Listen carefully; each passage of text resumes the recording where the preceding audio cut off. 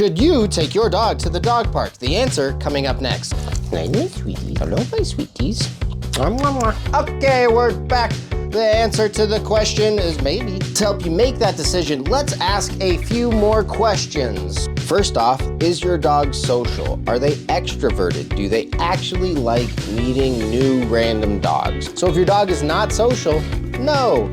Question answered. Good social traits are your dog can handle a correction, but they don't get corrected very often because they don't push other dogs' boundaries. They are reciprocal with their play. And if your dog is fun police at a dog park, as in anybody that's getting too excited, they have to come in and correct with barking and nipping. Your dog is going there and trying to control other dogs, and that's just a bad mindset to keep reinforcing. So think of dog parks like bars.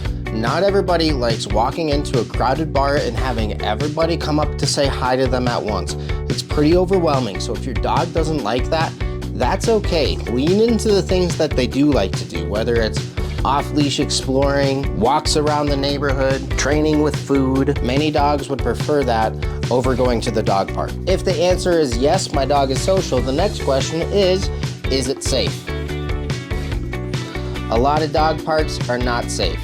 Do owners pick up their dog's poo? If there's more than 10 dogs, I probably wouldn't go. But before you go in, make sure you have a pet corrector to break up a fight if it starts. If it is safe, is your dog trained? If your dog will not listen to come back to you or leave it, don't go. If they would, then is your dog healthy? If they've had a loose stool, don't go. If they have an injury or are in heat, don't go. But if your dog is social, the dog park is safe, your dog is trained, and your dog is healthy, then maybe go. And that answers the question, should your dog go to the dog park? Back to you, reality.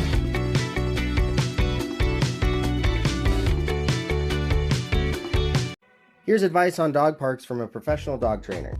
First, I would encourage you to find another safe enrichment activity for your dog, like obedience, nose work, or games like fetch and tug. Dog parks are more likely to have diseases and parasites and really likely to have unsocial dogs with oblivious owners.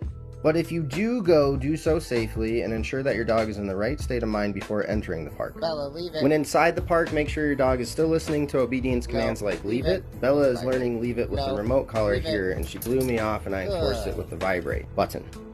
And here's what I mean by unsocial dogs. This dog does not like Bella's energy and she's trying to slow her down with a hard check right there. And I use a pet corrector here to protect my dog when this fun police bully tries to check her even further for no reason. This dog owner was completely oblivious to the fact that her dog was starting confrontations in the park. The more often you go, the more you'll see dogs and owners like this. It's a good idea to wait outside the park for at least 10 minutes before going in to get to know each dog there. If your dog has a scary interaction with another dog, it's important to let them continue to stay there, to play with other dogs to end on a positive note, rather than leaving the park right away. If the antagonist won't leave, then leave and come back and get some good social interactions as soon as possible. If your dog does not listen to commands like leave it or come when off-leash at a dog park, I'd highly recommend e-collar training. But that's my take on dog parks. Don't forget your pet corrector.